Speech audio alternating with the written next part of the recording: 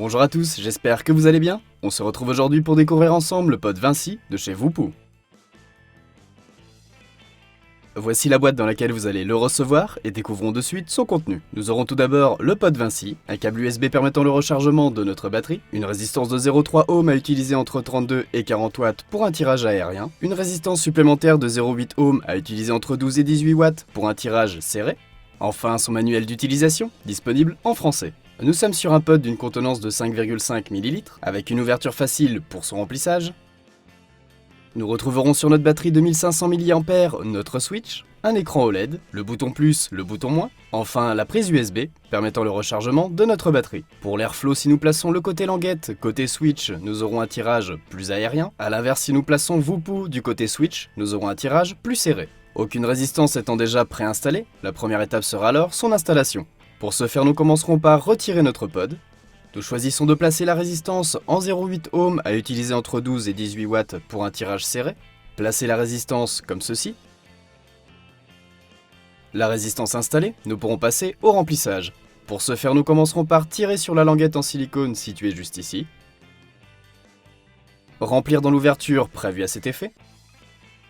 Refermer la languette en silicone.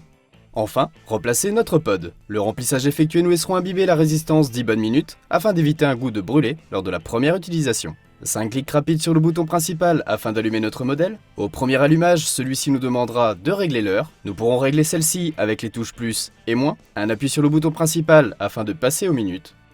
Enfin, un appui prolongé sur le bouton principal de 3 secondes afin de valider.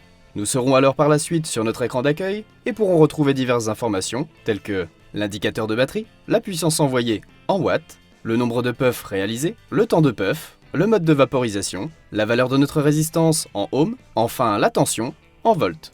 Nous avons bien laissé imbiber la résistance 10 bonnes minutes.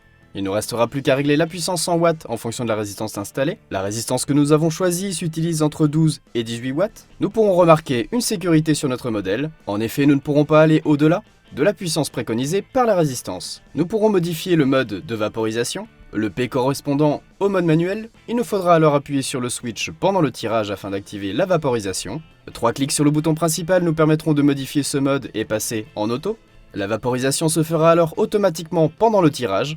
Enfin, en appuyant 3 fois de nouveau sur le bouton principal, nous pourrons accéder à la combinaison des deux. Un appui simultané touche plus et touche principale nous permettront de bloquer notre valeur. Il nous faudra réaliser la même opération afin de la débloquer.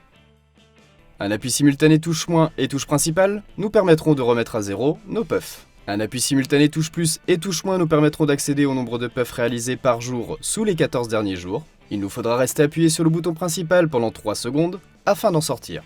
Pour changer la résistance sur notre pod, nous commencerons par retirer celui-ci, retirer l'ancienne résistance, placer la nouvelle.